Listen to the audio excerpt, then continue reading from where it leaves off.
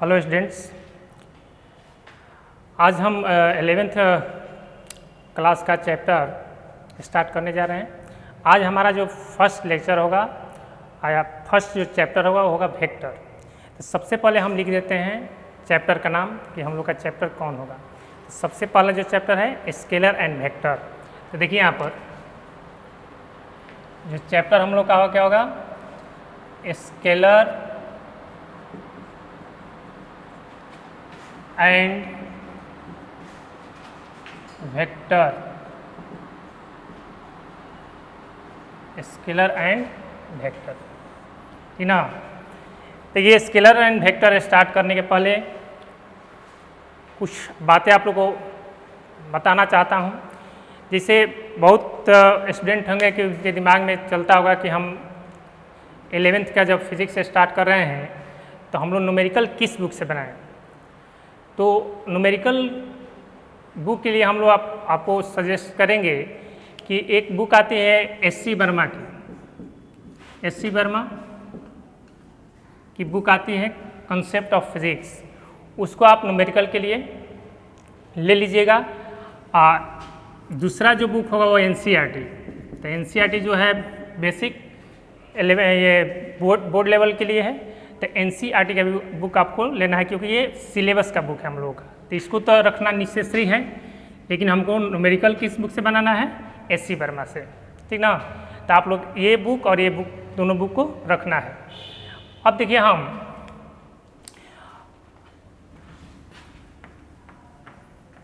Scalar and vector, ये हमारा पहला चैप्टर हुआ।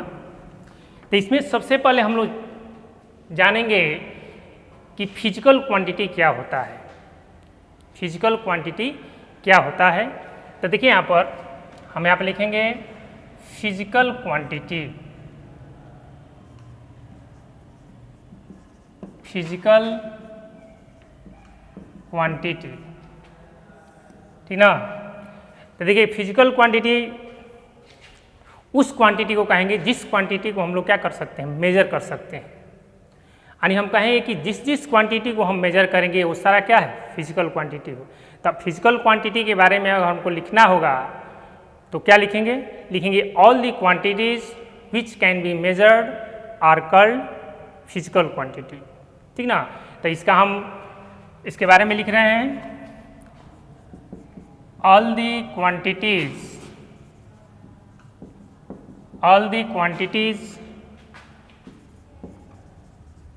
which can be measured are called physical quantity। इसमें हम लोग एग्जाम्पल ले सकते हैं फिजिकल क्वांटिटी का एग्जाम्पल। जैसे हम कहेंगे कि length, time, distance, temperature, force, ये सब क्या है, ये सब फिजिकल क्वांटिटी है। तो जैसे मान लीजिए हम एग्जाम्पल में लेते हैं लेंथ। तो लेंथ को हम लोग किस में मेजर करते हैं, तो लेंथ को मेजर करते हैं मीटर में, यानी ये क्या हो गया, फिजिकल क्वांटिटी हो गया। उसी तरह हम कहेंगे कि टाइम लेंगे, तो टाइम को किस में मेजर करते हैं, सेकेंड में करते हैं। उसी तरह मान लीजिए हम टेम्परेचर लेंगे तो टेम्परेचर को मेजर करते हैं केल्विन में। यानी बहुत सारा, यानी जो क्वांटिटी जिसको आप मेजर कर सकते हैं उस सारा क्या होगा, फिजिकल क्वांटिटी होगा। तो इसके एग्जाम्पल में हम लिख सकते हैं, एग्जाम्पल होगा लेंथ, टाइम, मास, टेम्परेचर एक्सेट्रा बोल दीजिए, etc। यानी बहुत सारा क्वांटिटी है फिजिकल क्वांटिटी। अब यहाँ पर ये तो हो गया कि जिस क्वांटिटी को हम मेजर करेंगे हो गया सब फिजिकल क्वांटिटी। अब फिजिकल क्वांटिटी को अगर डिवाइड करना चाहेंगे तो फिजिकल क्वांटिटी को हम लोग कितने टाइप में डिवाइड करेंगे, यानी फिजिकल क्वांटिटी कितने तरह का होगा। तो हम यहाँ पे लिखेंगे कि जो फिजिकल क्वांटिटी होता है बेसिकली उसको हम लोग 3 पार्ट में डिवाइड करते हैं। तो देखिए क्या क्या होगा, ये तो हुई फिजिकल क्वांटिटी की बात। यानी हम लिखेंगे इसके बारे में all the quantities which can be measured are called physical quantity.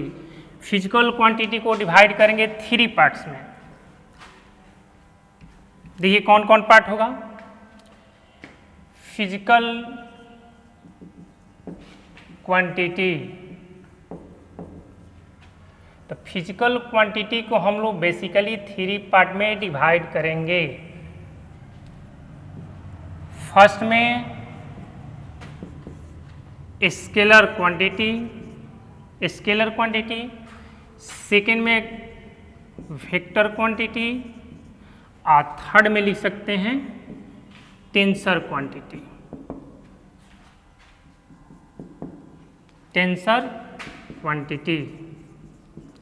ठीक ना। अब इसके बारे में हम लोग बारी बारी से जानेंगे कि स्केलर क्वांटिटी क्या होता है, वेक्टर क्वांटिटी क्या होता है, टेंसर क्वांटिटी क्या होता है। ठीक ना। तो सबसे पहले हम ये जानेंगे स्केलर क्वांटिटी के बारे में कि स्केलर क्वांटिटी क्या होता है। ये आप लोग जूनियर क्लास में भी पढ़े होंगे, 9th में पढ़े होंगे स्केलर के बारे में, वेक्टर के बारे में पढ़े होंगे, लेकिन यहाँ पर आपको डिटेल से पढ़ना है। वहाँ पर केवल आपको डिफिनीशन पढ़ना था इसके बारे में, इसको केवल डिफाइन करना था। इस पर पूरा क्या है, वेक्टर पे एक चैप्टर ही है। तो इसमें हम लोग वेक्टर में स्केलर के बारे में जानेंगे डिटेल से, वेक्टर के बारे में जानेंगे और टेंसर के बारे में जानेंगे। तो जो हम लोग का इम्पोर्टेंट टॉपिक है इसमें वेक्टर है, यानी सबसे ज़्यादा इसके बारे में पढ़ना है। बस स्केलर के बारे में केवल आपको डिफिनीशन जानना है कि स्केलर क्या होता है, किसको स्केलर कहेंगे और किसको टेंसर कहेंगे। इसके बारे में हम लोग डिटेल से पढ़ेंगे।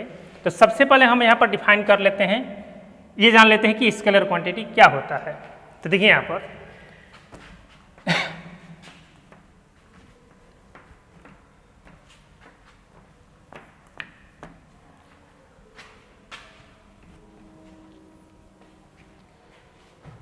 तो पहला जो हमारा इसमें होगा स्केलर क्वांटिटी, इसको लिखेंगे स्केलर क्वांटिटी। देखिए स्केलर क्वांटिटी क्या होता है। स्केलर क्वांटिटी, तो स्केलर क्वांटिटी किसको बोलेंगे। अब जो क्वांटिटी को हम लोग मेजर करेंगे वो सब क्या होगा, फिजिकल क्वांटिटी। अब फिजिकल क्वांटिटी में भी स्केलर क्वांटिटी कौन होगा, उसमें वेक्टर क्वांटिटी कौन होगा, टेंसर क्वांटिटी कौन होगा। तो देखिए हम स्केलर के बारे में कहेंगे कि a physical quantity which has only magnitude but no direction is called a scalar quantity. इसका मतलब है कि कहेंगे a physical quantity which has only magnitude but no direction is called a scalar quantity. तो सबसे पहले हम इसके बारे में लिख देते हैं कि स्केलर क्वांटिटी क्या है। इसके बाद इसके बारे में समझा रहे हैं कि इसमें जो टर्म आ रहा है इसके डिफिनीशन में उसका मीनिंग क्या होगा। तो सबसे पहले हम लिखेंगे ए physical quantity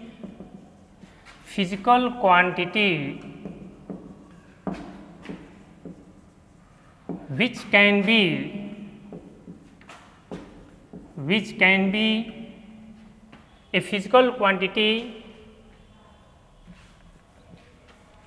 which has only magnitude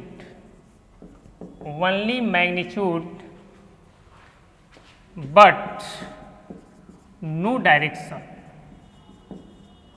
direction is called a scalar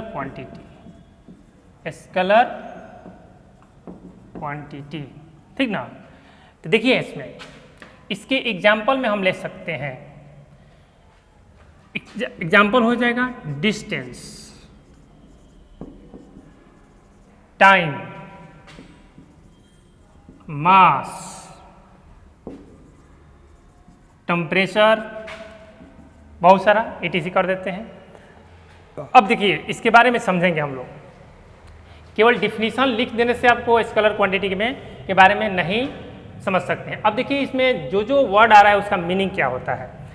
देखिए कह रहा है कि a physical quantity which has only magnitude, यहाँ पर कह रहा है कि ओनली मैग्नीट्यूड, यानी जिस क्वांटिटी के पास केवल मैग्नीट्यूड होगा, तो किसी भी क्वांटिटी का मैग्नीट्यूड का मतलब क्या होता है, पहले समझेंगे कि किसी भी क्वांटिटी का मैग्नीट्यूड का मतलब क्या हुआ।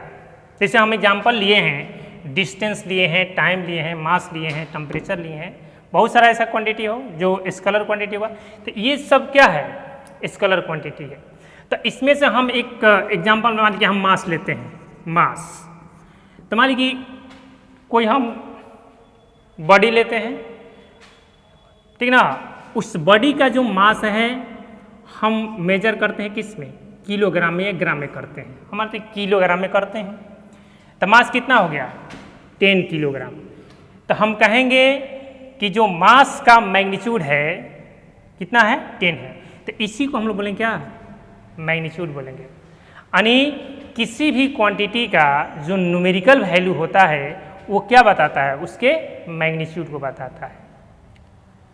तो इसमें कह रहा है कि स्केलर क्वांटिटी उस क्वांटिटी को कहेंगे जिसमें केवल क्या होगा, मैग्नीट्यूड होगा, डायरेक्शन नहीं होगा।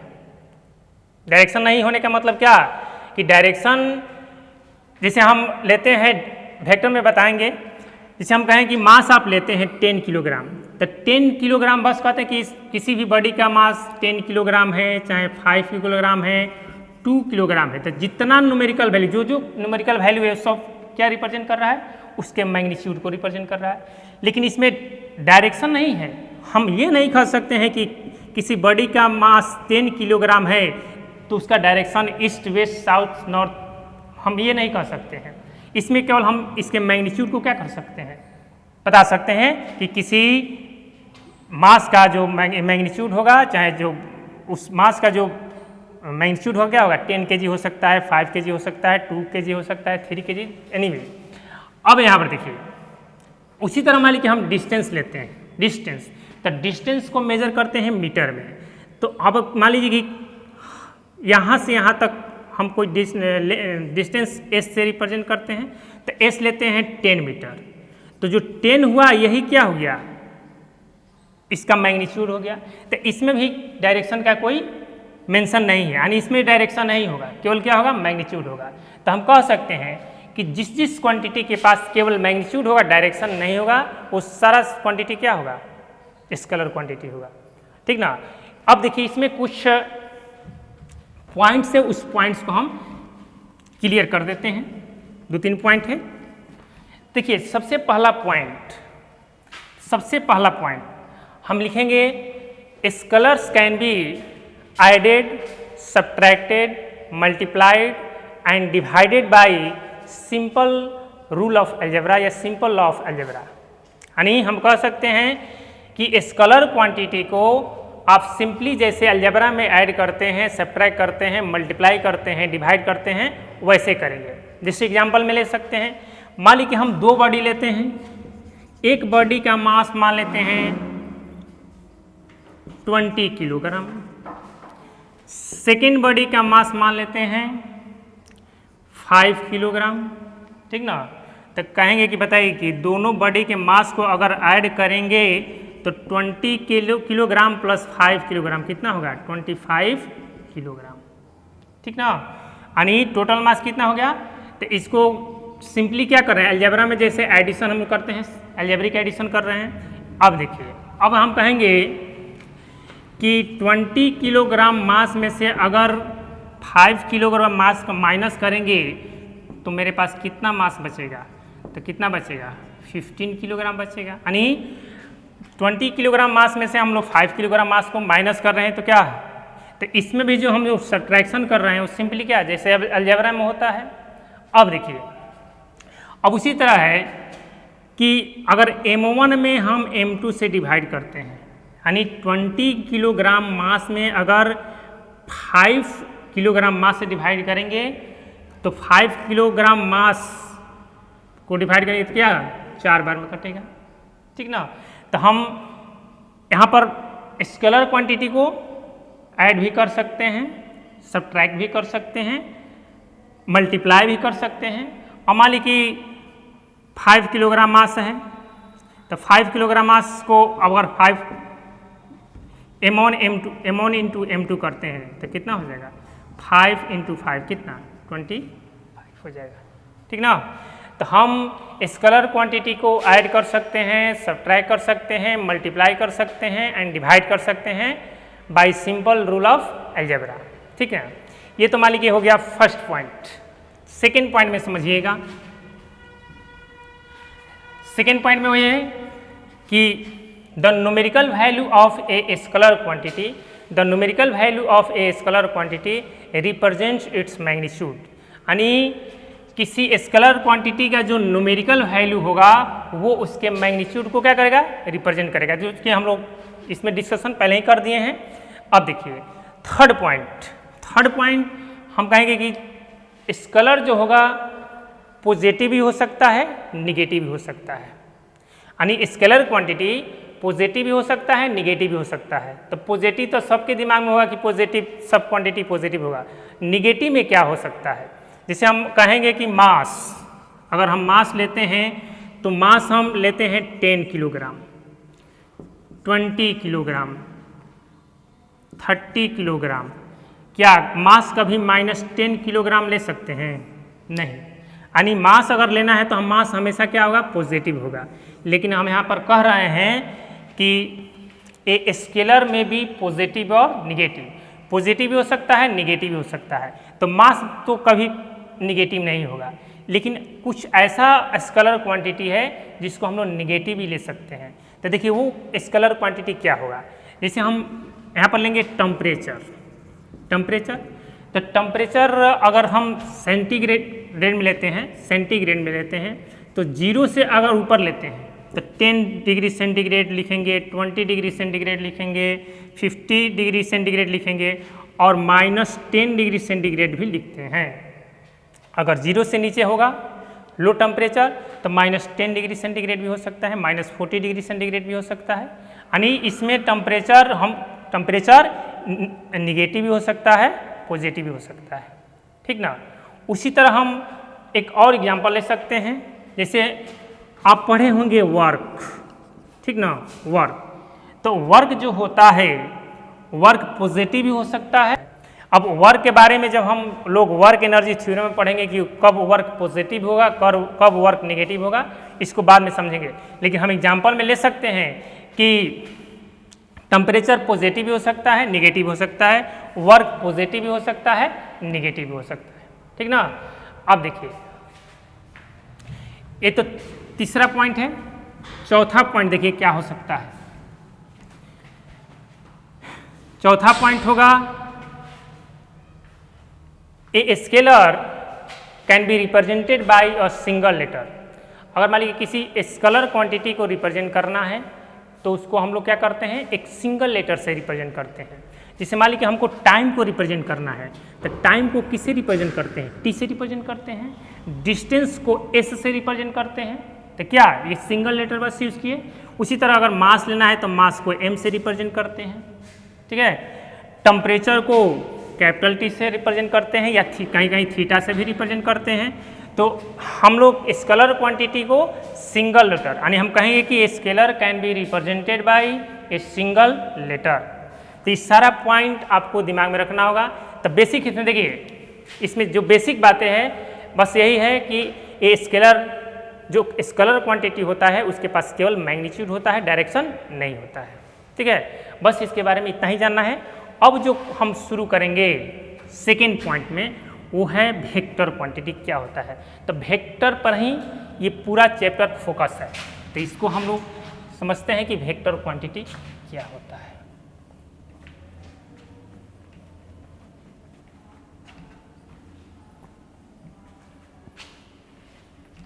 यानी फिजिकल क्वांटिटी का जो सेकेंड टाइप है वो क्या है, वेक्टर क्वांटिटी। तो देखिए वेक्टर क्वांटिटी क्या होता है, यहाँ पर लिखेंगे वेक्टर क्वांटिटी। देखिए वेक्टर क्वांटिटी, यानी ये समझिए कि जो वेक्टर है वो एक तरह से कह सकते हैं फिजिक्स का बैकबोन। ठीक ना। यानी आप वेक्टर अगर बढ़िया से नहीं समझ रहे हैं तो आपको फिजिक्स बढ़िया से समझ में नहीं आएगा। इसलिए हम कहेंगे कि जो वेक्टर है वो फिजिक्स का बैकबोन है। तो इसको हम लोग कोशिश करेंगे कि बढ़िया से बढ़िया इसको समझें। यानी ये जो वेक्टर है बहुत ही कॉन्सेप्चुअल टॉपिक है फिजिक्स के लिए। तो देखिए वेक्टर क्वांटिटी, आप वेक्टर के बारे में 10th में भी पढ़े होंगे कि वेक्टर क्या होता है। तो आप 10th में बस पढ़े होंगे कि a physical quantity which has magnitude as well as direction, जिसके पास मैग्नीट्यूड है और डायरेक्शन है तो उसको हम लोग क्या बोलेंगे, वेक्टर क्वांटिटी, ठीक ना। लेकिन इतना से काम नहीं चलने वाला है। आप बस 9th में पढ़े होंगे ये डिफिनीशन कि a physical quantity which has magnitude and direction, लेकिन अब ये जो डिफिनीशन है अब 11th में कहिएगा, 11th में अब आ गए हैं तो ये गलत होगा। तो देखिए इसका जो वेक्टर क्वांटिटी का यानी वेक्टर का जो डिफिनीशन होगा ये होगा कि a physical quantity which has magnitude as well as direction and which follows triangle law of addition, या इसको हम लोग कह सकते हैं पैरेललोग्राम लॉ ऑफ एडिशन। यानी जिस क्वांटिटी के पास मैग्नीट्यूड होगा, जिसके पास डायरेक्शन होगा और जो ट्रायंगल लॉ ऑफ एडिशन को फॉलो करेगा उस तरह के क्वांटिटी को क्या कहेंगे, वेक्टर क्वांटिटी कहेंगे। अब देखिए यहाँ पर जैसे आप इलेक्ट्रिक करंट के बारे में पढ़ेंगे, इलेक्ट्रिक करंट, तो इलेक्ट्रिक करंट जिस मान लीजिए वायर लेते हैं, इस वायर में करंट इधर फ्लो कर रहा है, मान लीजिए 10 एम्पियर करंट फ्लो कर रहा है या 2 एम्पियर करंट फ्लो कर रहा है। तो ये जो करंट फ्लो कर रहा है इसका डायरेक्शन भी होता है। अब मैग्नीट्यूड का मतलब यहाँ पर यानी डायरेक्शन इधर इधर फ्लो कर रहा है करंट वायर में, तो करंट का डायरेक्शन इधर हो गया। और 10 एम्पियर फ्लो कर रहा है तो इसका ये क्या हो गया, यानी किसी भी क्वांटिटी के जो न्यूमेरिकल वैल्यू है उसके मैग्नीट्यूड को रिप्रेजेंट करता है। अभी बताए तो इसके पास मैग्नीट्यूड भी है और डायरेक्शन भी है, फिर भी जो इलेक्ट्रिक करंट होता है उसको हम लोग मानते हैं कि ये क्या है, स्केलर क्वांटिटी है। क्या है, स्केलर क्वांटिटी है। तो क्यों स्केलर क्वांटिटी मानते हैं, क्योंकि ये ट्रायंगल ऑफ एडिशन को फॉलो नहीं करता है। लेकिन आप तो डिफिनीशन पढ़े हैं 9th में कि ये physical quantity which has magnitude and direction is called vector quantity. तो बताइए कि आप जो डिफिनीशन पढ़े हैं उसके अकॉर्डिंग तो ये वेक्टर होना चाहिए, लेकिन इलेक्ट्रिक करंट वेक्टर नहीं है, क्या है, स्केलर है। तो क्यों नहीं है, क्योंकि ये ट्रायंगल ऑफ एडिशन को फॉलो नहीं करता है, ठीक ना। अब आपके दिमाग में ये बात उठता होगा कि ये मैग्नीट्यूड का मतलब तो हम समझ रहे हैं, डायरेक्शन का भी मतलब समझ रहे हैं, लेकिन ट्रायंगल ऑफ एडिशन क्या होता है ये नहीं समझ रहे हैं। तो हम आपको ट्रायंगल ऑफ एडिशन क्या होता है इसको समझाने की कोशिश कर रहे हैं। तो देखिए, तो सबसे पहले हम लोग वेक्टर का डिफिनीशन क्या लिखेंगे, हम वेक्टर का डिफिनीशन लिखेंगे, वेक्टर क्वांटिटी का डिफिनीशन लेंगे कि a physical quantity which has magnitude as well as direction and which follows triangle of addition is called a vector quantity. तो सबसे पहले हम बोर्ड पर आपका डिफिनीशन लिखते हैं और बारी बारी से समझाते हैं कि मैग्नीट्यूड क्या होता है, डायरेक्शन क्या होता है और ट्रायंगल ऑफ एडिशन क्या कहता है, ठीक ना। तो देखिए यहाँ पर,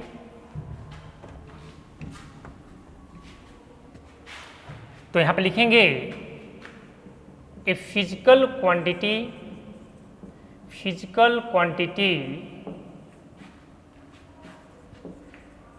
which has magnitude as well as direction and which follows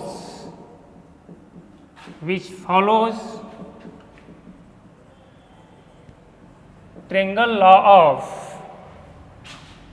of addition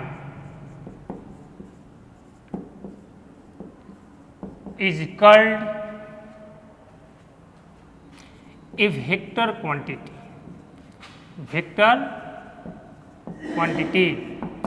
एकदम आपका फिजिक्स बेसिक से स्टार्ट किए हैं, ठीक ना, कहीं कोई दिक्कत नहीं होने वाला है, बस आपको कंसंट्रेट करके जो भी लेक्चर है उसको देखते रहना है।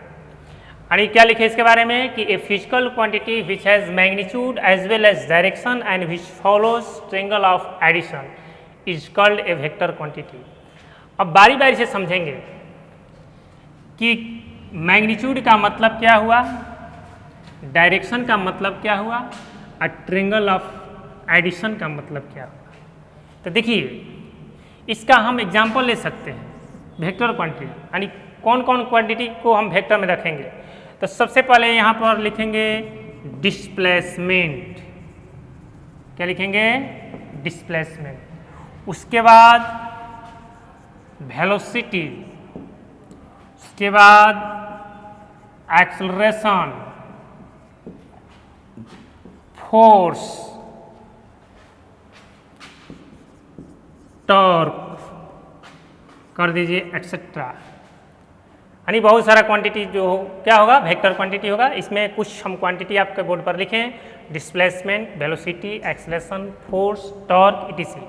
टॉर्क बहुत लोग नहीं नाम सुनेंगे, ठीक ना, तो टॉर्क आप जब पढ़िएगा आगे तो टॉर्क के बारे में जानिएगा आगे के चैप्टर में। हाँ, लेकिन ये डिस्प्लेसमेंट, वेलोसिटी, एक्सेलरेशन, फोर्स ये सब आप लोग 9th में पढ़े होंगे। इसके बारे में आप लोग जानते होंगे कि डिस्प्लेसमेंट क्या होता है, वेलोसिटी क्या होता है, एक्सेलरेशन क्या होता है, फोर्स क्या होता है। आइए जितना है सब क्या है, वेक्टर क्वांटिटी है। तो हम इसको क्यों कहेंगे कि वेक्टर क्वांटिटी है, क्योंकि इसके पास मैग्नीट्यूड होता है, इसके पास डायरेक्शन होता है और ये ट्रायंगल ऑफ एडिशन को फॉलो करता है, इसीलिए सब क्या है, वेक्टर क्वांटिटी है। तो देखिए हम इस पहले डिस्प्लेसमेंट का हम यहाँ पर लेते हैं। डिस्प्लेसमेंट को लेकर हम समझाते हैं कि ये कैसे वेक्टर क्वांटिटी है। तो हम कहेंगे कि मान लीजिए किसी बॉडी का डिस्प्लेसमेंट यहाँ से इधर हो रहा है, ठीक है, यानी जो डिस्प्लेसमेंट है उसको रिप्रेजेंट करते हैं एस से। तो डिस्प्लेसमेंट कितना, मान लीजिए कि 5 मीटर डिस्प्लेसमेंट हो रहा है, ठीक ना, यानी यहाँ पर बॉडी था, बॉडी यहाँ पर आ गया, तो बॉडी का डिस्प्लेसमेंट कितना हुआ, 5 मीटर इधर हुआ। तो देखिए यहाँ पर जो 5 मीटर है यही ना न्यूमेरिकल वैल्यू है।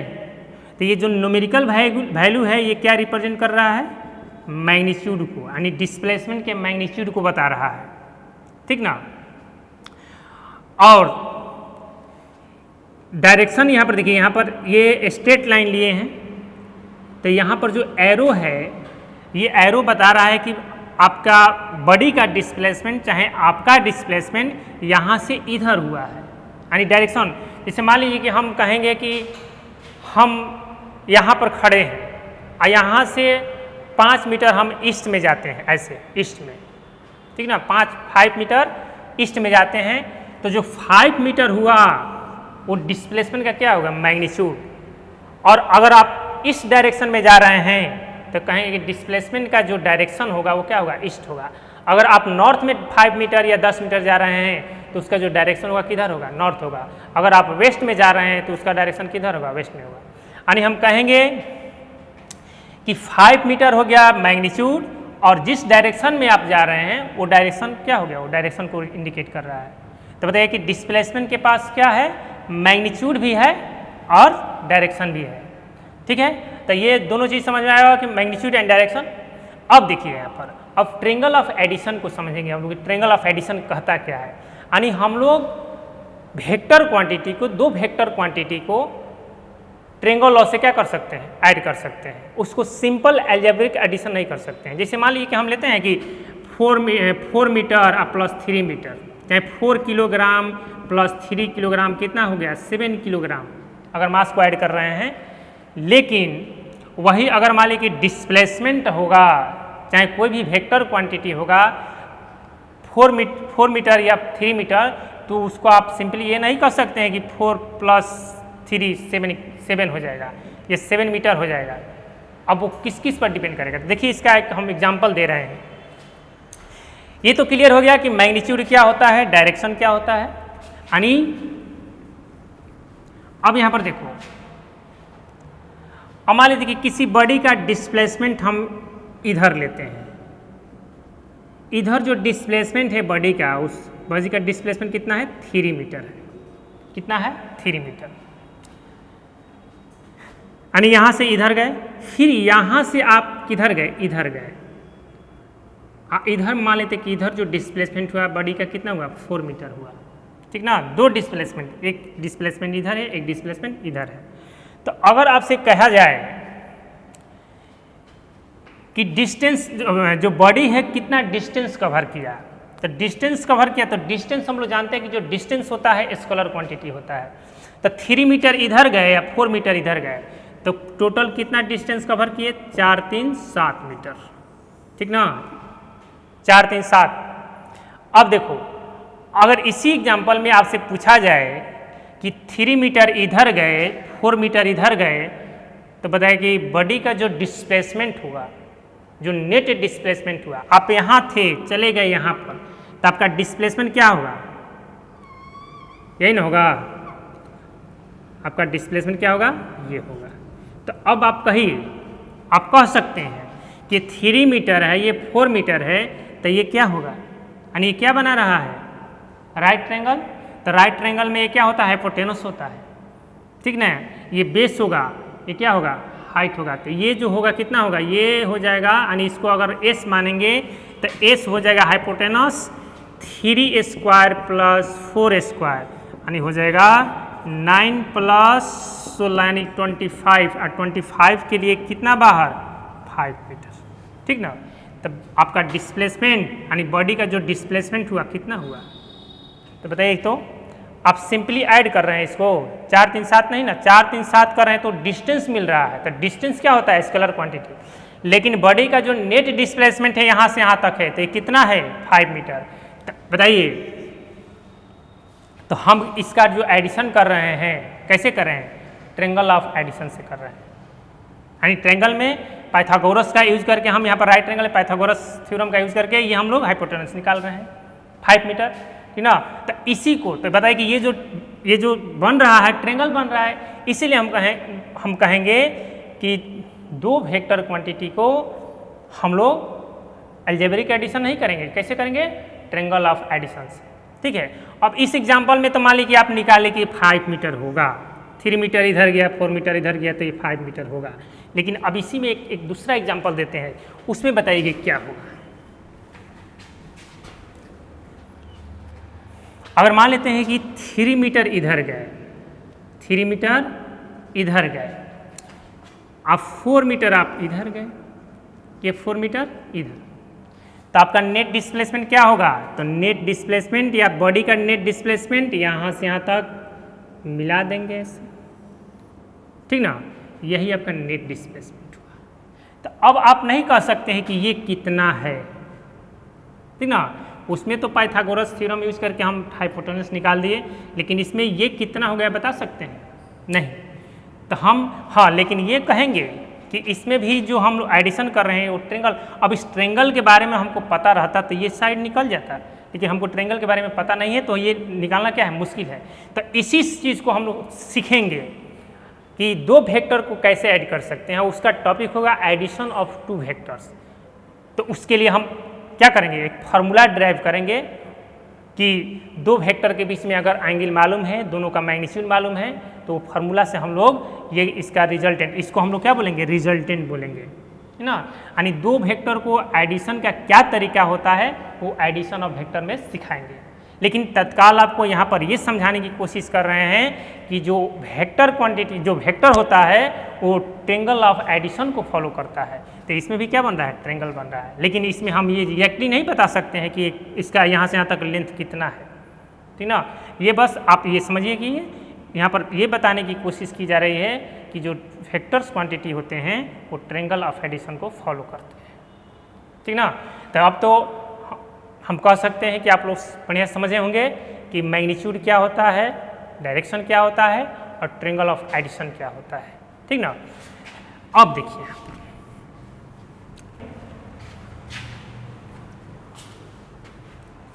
अब हमारा टॉपिक होगा इसमें representation of a vector, representation of a vector.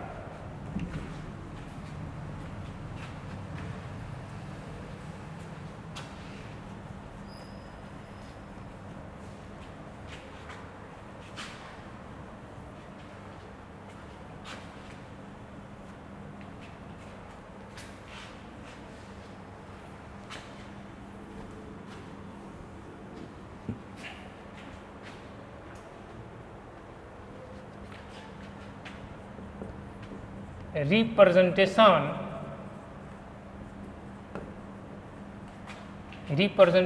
Of a vector, और इसको लिख सकते हैं और में वेक्टर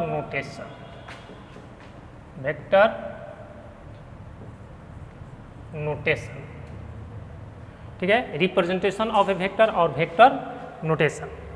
तो देखिए क्या होता है, यानी कोई वेक्टर क्वांटिटी है तो देखिए किसी वेक्टर का रिप्रेजेंटेशन दो तरह का होता है, एक होता है सिंबॉलिक रिप्रेजेंटेशन और एक होता है ग्राफिकल रिप्रेजेंटेशन, ठीक ना। तो हम यहाँ पर बताएंगे सिंबॉलिक रिप्रेजेंटेशन। जैसे उसमें बताए थे कि स्केलर क्वांटिटी का हम लोग रिप्रेजेंट करते हैं बाय सिंगल लेटर, एक सिंगल लेटर से रिप्रेजेंट कर, जैसे मास को रिप्रेजेंट करना है तो एम से, डिस्टेंस को रिप्रेजेंट करना है एस से, टाइम को रिप्रेजेंट कर रहे थे इसमें स्केलर क्वांटिटी में। तो उसी तरह वेक्टर क्वांटिटी में जो वेक्टर क्वांटिटी होगा उसका हम लोग रिप्रेजेंटेशन कैसे करेंगे, उसका सिंबॉलिक रिप्रेजेंटेशन क्या होगा। तो देखिए यहाँ पर कोई भी हम इटालिक सिंबल लेते हैं, इटालिक सिंबल में ए बी सी डी ये सब, इसको क्या बोलते हैं, इटालिक सिंबल बोलते हैं या इटालिक लेटर बोलते हैं। तो जितना ये सब है ए है, जैसे मान लीजिए ए है, तो ए को अगर हमको वेक्टर के फॉर्म में रिप्रेजेंट करना है, सिंबॉलिक रिप्रेजेंट करना है, तो इसके ऊपर क्या कर देंगे, एक एरो दे देंगे। तो इसको क्या पढ़ेंगे, इसको पढ़ेंगे, इसको वेक्टर ए, इसको क्या कहेंगे, वेक्टर ए। अब हम कहेंगे, आपसे बोलेंगे कि वेक्टर ए, तो वेक्टर ए तो ऐसे नहीं लिखना है कि वेक्टर ए, अगर मान लीजिए ऐसे भी आप लिख रहे हैं तो इसको क्या पढ़ेंगे, वेक्टर ए। अगर मान लीजिए बी है, इसके ऊपर में एरो दे देंगे तो इसको क्या पढ़ेंगे, वेक्टर बी। उसी तरह मान लीजिए सी है तो इसको क्या पढ़ेंगे, वेक्टर सी। तो देखिए यहाँ पर जैसे मान लीजिए हम ए लेते हैं, जैसे कैपिटल ए भी ले सकते हैं, उसके ऊपर में क्या करते हैं, एरो।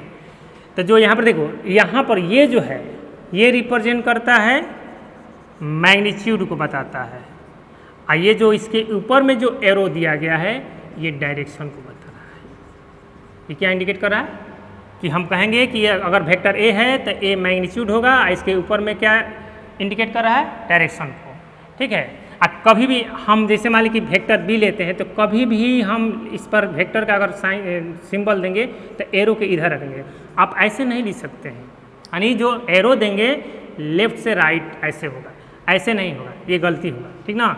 या ऐसे आप नहीं लिख सकते हैं, जब भी हम लेंगे वेक्टर बी लिखेंगे तो ऐसे लिखेंगे, वेक्टर सी लिखेंगे तो ऐसे लिखेंगे।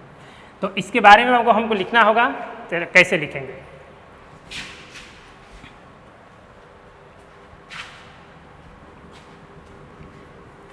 तो आप लिखेंगे A vector is represented by an arrow over an italic symbol, over an italic symbol. Italic symbol का मतलब कि ए बी सी ये सब क्या है, इटालिक सिंबल है, और इसके ऊपर में एरो दे दीजिएगा तो क्या हो गया, वेक्टर सिंबॉलिक वेक्टर का सिंबॉलिक रिप्रेजेंटेशन हो गया। तो हम इसके बारे में लिखेंगे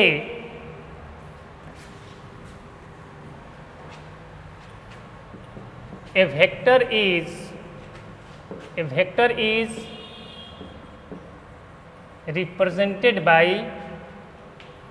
represented by an arrow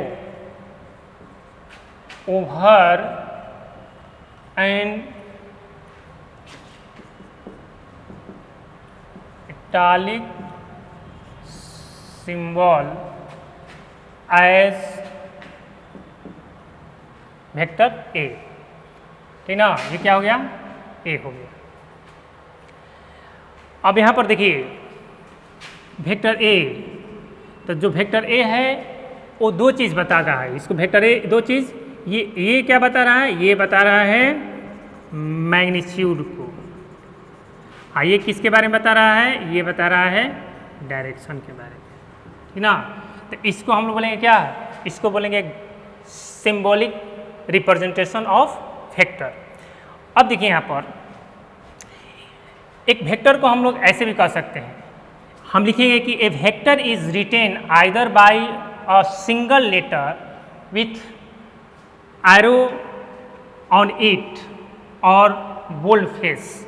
bold face कहने का मतलब ये हुआ कि जैसे मान लीजिए कि ए है, ठीक ना, इसको थोड़ा बोल्ड बना देंगे। इसको क्या बना देंगे? बोल्ड बना देंगे। तो इसको भी हम लोग पढ़ेंगे क्या? तो जितना एनसीईआरटी के बुक में वेक्टर का रिप्रेजेंटेशन करता है वो बोल्ड फेस में ही करता है। यानी मान लीजिए कि वेक्टर ए है तो इसको थोड़ा क्या बना देगा? बोल्ड बना देगा, ठीक ना। लेकिन हम लोग जो यूज करेंगे, हम यूज करेंगे सिंपली ए वाला वेक्टर ए। अब यहाँ पर इसको हम बोल्ड नहीं बनाते चलेंगे क्योंकि ये क्या होगा? लेंदी होगा प्रोसेस। इसलिए सिंपली हम लोग रिप्रेजेंट करेंगे एनसीईआरटी के बुक में जो भी रिप्रेजेंटेशन है, सिंबॉलिक रिप्रेजेंटेशन है वेक्टर का, उसमें बोल्ड फेस का यूज किया है, ठीक ना। लेकिन हम जो यूज करेंगे क्या करेंगे? इटैलिक सिंबल के ऊपर में क्या दे देंगे? एरो दे देंगे। तो लेकिन हम ये जानेंगे कि बोल्ड फेस में भी हम लोग वेक्टर को क्या कर सकते हैं? रिप्रेजेंट कर सकते हैं, ठीक ना। जैसे हम लिखेंगे कि फॉर वेलोसिटी वेक्टर, एग्जांपल लेते हैं फॉर वेलोसिटी वेक्टर। तो वेलोसिटी वेक्टर होता है, तो वेलोसिटी को भी से इसके ऊपर में दे दिए एरो, तो क्या हो गया? उसका सिंबॉलिक रिप्रेजेंटेशन होगा वेलोसिटी का। या इसको हम क्या करेंगे? इसको थोड़ा बोल्ड बना देंगे। इसको क्या बना देंगे? बोल्ड। तो बोल्ड बनाएंगे तो एरो देने की जरूरत नहीं है। तो इसको भी क्या पढ़ेंगे? वेक्टर भी। इसको भी क्या पढ़ेंगे? वेक्टर भी, ठीक ना। चलिए अब है इसके आगे है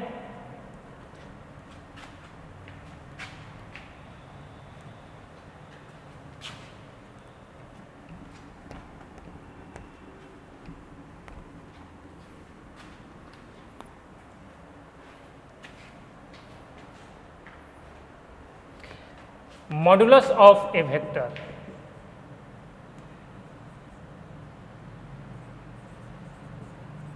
modulus of a vector. Modulus of vector क्या होता है? तो किसी भी वेक्टर का जो मैग्नीट्यूड है, किसी वेक्टर का जो मैग्नीट्यूड है उसको हम लोग कह सकते हैं कि मॉडुलस ऑफ वेक्टर। तो आप लोग मैथ में पढ़े होंगे मॉडुलस। जिससे मान लीजिए कि वेक्टर ए है, इसको क्या पढ़ेंगे? Vector A. अगर इसको मॉड में रखते हैं, इसको मॉड में रखेंगे तो क्या होगा? ये इसको बोलेंगे मॉडुलस ऑफ वेक्टर। तो हम लिखेंगे कि the magnitude of a vector is called modulus of that vector. किसी भी वेक्टर का जो मैग्नीट्यूड होगा वो क्या रिप्रेजेंट करता है? वो मॉडुलस को बताता है। तो यहाँ पर लिखेंगे मॉडुलस ऑफ वेक्टर के बारे में लिखेंगे कि the magnitude of a vector is called modulus of that vector। modulus of that vector। या इसमें लिखेंगे the modulus of a vector A is the modulus of vector A is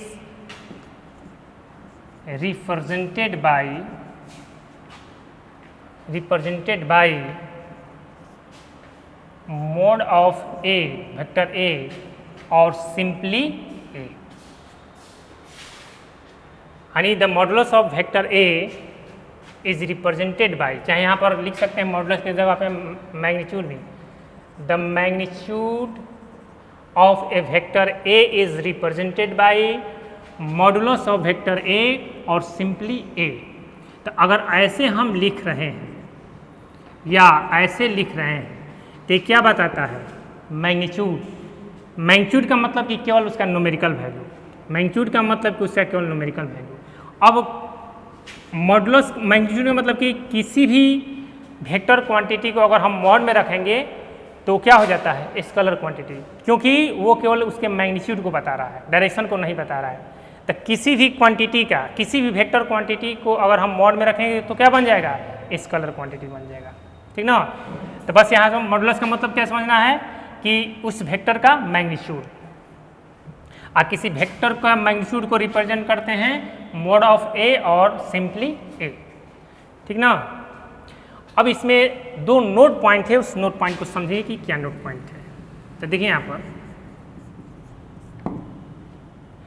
लिखेंगे the magnitude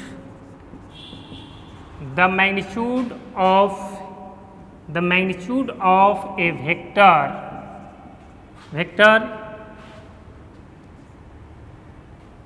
is in itself the magnitude of a vector in itself is a scalar quantity। First point है the magnitude of a vector in itself is a scalar quantity, यानी किसी भी vector का जो magnitude होता है वो क्या रिप्रेजेंट करता है, वो अपने आप में एक तरह से क्या हो जाएगा, स्केलर क्वांटिटी हो जाएगा। ठीक है, अगर मान लीजिए ऐसे है वेक्टर ए है तो वेक्टर क्या है, इसके पास मैग्नीट्यूड एंड डायरेक्शन दोनों है, लेकिन जैसे ही इसमें हम मोड यूज करेंगे तो क्या हो जाएगा, ये केवल उसके मैग्नीट्यूड के बारे में बताएगा, डायरेक्शन के बारे में नहीं बताएगा। तो जो केवल मैग्नीट्यूड के बारे में बताता है उस तरह का क्वांटिटी क्या हो जाता है, स्केलर। तो यहाँ पर यही लिखा है कि the magnitude of a vector in itself is a scalar quantity. ठीक है, अब देखते हैं सेकेंड पॉइंट में लिखेंगे, मान लीजिए दो वेक्टर दिया हुआ है, एक वेक्टर ए है दूसरा वेक्टर बी है, तो एक वेक्टर में दूसरे वेक्टर से डिवाइड कर सकते हैं। तो एक वेक्टर से दूसरे वेक्टर में डिवीजन नहीं हो सकता है।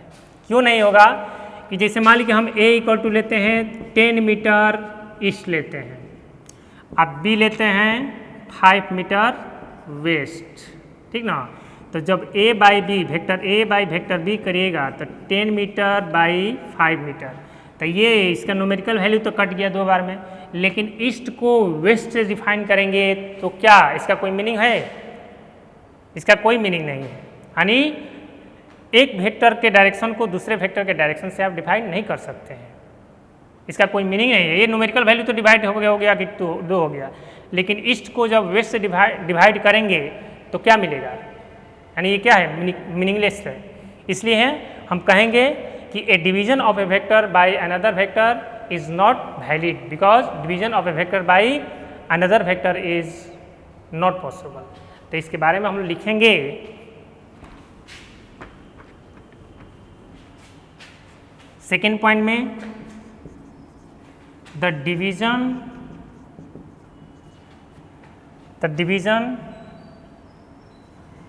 of a vector by another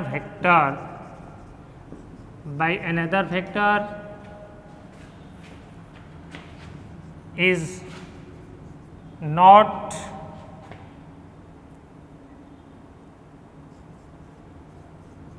possible, because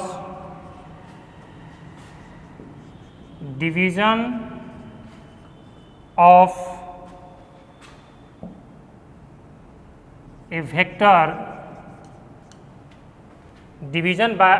of a vector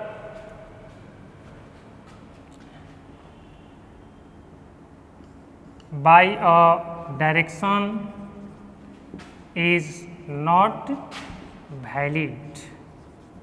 valid नहीं होगा। और हम लिखेंगे the division of a vector by another vector is not possible because division of a vector by और डायरेक्शन इज नॉट वैलिड। ठीक ना, अब देखिए यहाँ पर, अब हम लोग जानेंगे नेक्स्ट टॉपिक,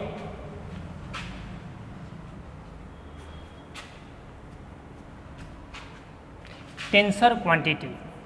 टेंसर क्वांटिटी क्या होता है।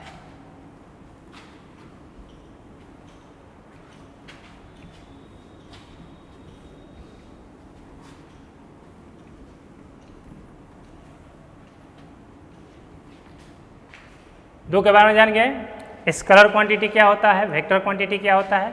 अब हम समझेंगे कि टेंसर क्वांटिटी क्या होता है। तो देखिए यहाँ पर यानी जो हम लोग का थर्ड फिजिकल क्वांटिटी है वो क्या है, टेंसर क्वांटिटी। टेंसर क्वांटिटी, तो देखिए टेंसर क्वांटिटी क्या होता है, इसके बारे में लिखेंगे हम लोग कि those physical quantity which are neither vector nor scalar, that is which have neither definite magnitude nor definite direction are called tensor quantity. ठीक ना, यानी जिस फिजिकल क्वांटिटी के पास ना मैग्नीट्यूड है, ना डिफिनिट मैग्नीट्यूड है, ना डिफिनिट डायरेक्शन है। तो हम यहाँ पर लिखेंगे इसके बारे में, those physical quantities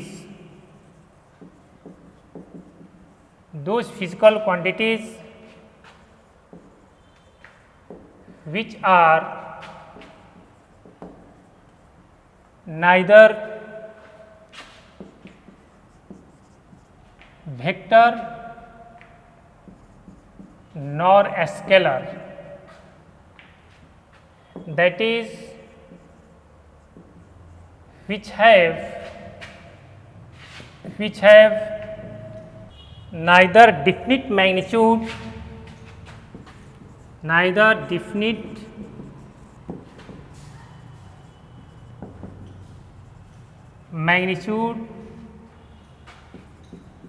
nor definite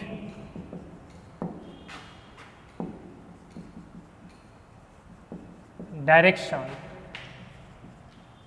are called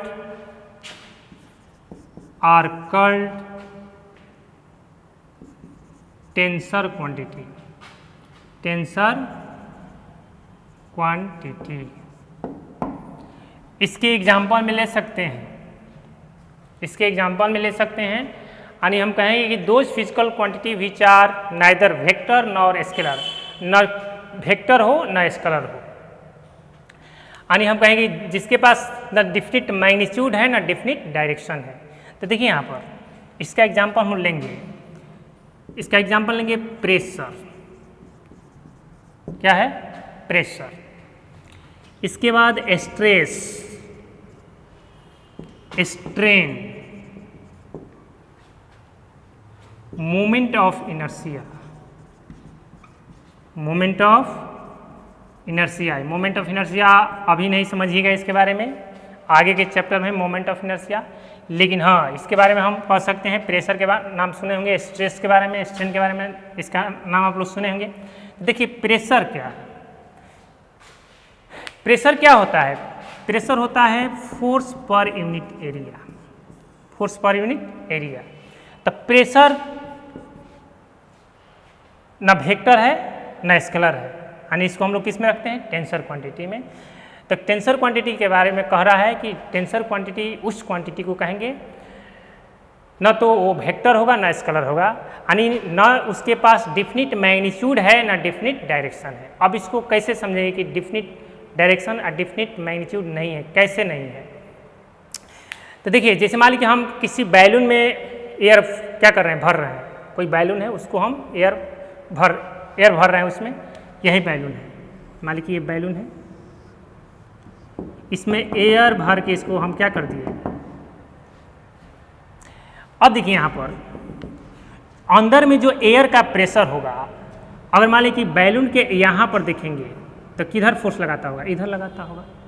तो इस एरिया मान लीजिए कि यहाँ पर हम स्मॉल एरिया कंसीडर करते हैं ए, ठीक ना, और यहाँ पर जो फोर्स है क्या है, एफ है, तो F by a force per unit area का हम लोग प्रेशर बोलेंगे। तो यहाँ पर जो प्रेशर है किधर है, इधर है, यानी फोर्स इधर लग रहा है। यहाँ पर देखेंगे तो इधर है, यहाँ पर देखेंगे तो इधर। तो बताइए इसका कोई डिफिनिट डायरेक्शन है, इसका कोई डिफिनिट डायरेक्शन नहीं है। उसी तरह यहाँ पर देखेंगे तो यहाँ ऐसे होगा। तो ना इसमें कोई डिफिनिट डायरेक्शन है ना डिफिनिट मैग्नीट्यूड है। तो हम क्या कह सकते हैं कि जो प्रेशर होगा क्या होगा, टेंसर क्वांटिटी होगा, ठीक ना। यानी हर एक इस बैलून के सरफेस पर जो फोर्स लग रहा है, इधर भी लग रहा है, इधर भी लग रहा है, इधर भी लग रहा है, हर एक डायरेक्शन में लग रहा है, उसका कोई फिक्स डायरेक्शन नहीं है। तो प्रेशर क्या होगा, टेंसर क्वांटिटी होगा। उसी तरह हम कहेंगे स्ट्रेस। स्ट्रेस का मतलब कि जैसे मान लीजिए मार्कर है, अगर हम इसको दोनों तरफ से क्या कर रहे हैं, प्रेशराइज कर रहे हैं, इसे दबा रहे हैं, ठीक ना, तो यहाँ पर हम फोर्स किधर लगा रहे हैं, इधर लगा रहे हैं, ठीक है। एरिया कहाँ कितना है, एरिया ए है, तो हम कहेंगे कि स्ट्रेस है, तो यहाँ पर इधर भी फोर्स लग रहा है, इस इन पर भी फोर्स लग रहा है, इस इन पर भी फोर्स लग रहा है, तो स्ट्रेस हो रहा है इसमें। मान लीजिए हम इसको दबा रहे हैं, तो स्ट्रेस का मतलब इसका लेंथ डिक्रीज कर रहा है, तो फोर्स इधर भी लग रहा है, इधर भी लग रहा है। हम इसका डायरेक्शन किधर लेंगे, इधर लेंगे, किधर, तो ना इसके पास डिफिनिट मैग्नीट्यूड है ना डिफिनिट डायरेक्शन है। उसी तरह अगर हम स्ट्रेन लेते हैं, स्ट्रेन का मतलब कि इस मार्कर को दोनों तरफ से क्या कर रहे हैं, पुल कर रहे हैं, तो पुल कर रहे हैं तो फोर्स इधर लगाना पड़ेगा, तो इतना एरिया पर फोर्स लगा रहे हैं, इधर से भी लगा रहे हैं। मान लीजिए कि इसको छोड़ के कहें कि इस पर केवल फोर्स लगाएंगे, तो इसमें स्ट्रेन होगा। स्ट्रेन का मतलब कि इसके लेंथ को इंक्रीज कराना, तो इसको छोड़ देंगे अगर इसको हम केवल इस पर फोर्स लगाएंगे तो क्या होगा, ये स्ट्रेन होगा, इसमें स्ट्रेन नहीं होगा। इसको स्ट्रेन करने के लिए दोनों तरफ से फोर्स लगाना पड़ेगा, तो यहाँ पर भी फोर्स लगा रहे हैं, इस इन पर भी फोर्स लगा रहे हैं, तो बताइए कि फोर्स इधर लगा रहे हैं, तो इस इंड पर इधर फोर्स लग रहा है, इस इंड पर इधर फोर्स लग रहा है, तो हम कौन फोर्स लेंगे, तो हम कह सकते हैं कि pressure, stress, strain, moment of inertia, ये सब क्या है, टेंसर क्वांटिटी है। अब देखिए यहाँ पर, अब हो गया ये स्केलर टेंसर क्वांटिटी। तो बस टेंसर क्वांटिटी के बारे में क्या जानना है, एक इसमें एक कन्फ्यूजन होगा कि मान लीजिए कि आपके ऑप्शन में आया कि बताइए कि कौन कौन क्वांटिटी इसमें स्केलर है, वेक्टर है या टेंसर है। तो मान लीजिए प्रेशर दे रहा है, ऑप्शन में प्रेशर दिया, वेलोसिटी दिया, ठीक ना, और उसमें आपको चूज करना है कि कौन इसमें स्केलर होगा या वेक्टर होगा। तो वेक्टर दे दिया, एक्सटेंशन दे दिया, आप फोर्स दे दिया, तो आपको चूज करना है कि इसमें कह रहा है कि बताइए कि इसमें कौन स्केलर क्वांटिटी है। तो और जब ऑप्शन में प्रेशर है, तो ऑप्शन में प्रेशर है तो प्रेशर को क्या कहेंगे, स्केलर क्वांटिटी, यानी इसमें कौन स्केलर क्वांटिटी है इस चारों में, तो प्रेशर क्या होगा, स्केलर क्वांटिटी। लेकिन अगर कहेगा कि ऑप्शन दे दिया कि इसमें बताइए, अब इसमें ये दे दिया, यहाँ पर डिस्टेंस दे दिया, प्रेशर दे दिया, डिस्टेंस दे दिया, एक्सेलरेशन दे दिया, फोर्स दे दिया, पूछेगा बताइए कि इसमें कौन टेंसर क्वांटिटी है, कौन टेंसर क्वांटिटी है, तो हम क्या मारेंगे कि ये टेंसर क्वांटिटी होगा। अगर मान लीजिए कि वेक्टर स्केलर के बारे में पूछ रहा है और उसमें टेंसर नहीं है, तो हम टेंसर के जगह पे इसको स्केलर मानेंगे। लेकिन ऑप्शन में टेंसर चूज करना है, तो टेंसर चूज करने के लिए प्रेशर लेंगे, ठीक ना, ये दिमाग में रखना है। देखिए यहाँ पर आज हम लोग इतना ही पढ़ेंगे, ठीक ना। नेक्स्ट क्लास में आपको बताएंगे कि वेक्टर का ग्राफिकल रिप्रेजेंटेशन कैसे किया जाता है, ठीक ना। उसके बाद हम पढ़ेंगे वेक्टर कितने तरह का होता है। तो आज हम जितना भी पढ़ाए हैं उसको आप लोग बढ़िया से देखिए और इसका नोट्स साथ में बनाते चलिएगा। साथ में नोट्स बनाने से इजी रहेगा कि कॉपी में जब टोटल लिखा हुआ रहेगा तो आपको रिवीजन करने में आसानी होगी, ठीक ना। तब तक के लिए हम आज इतना ही रुकते हैं। Thank you.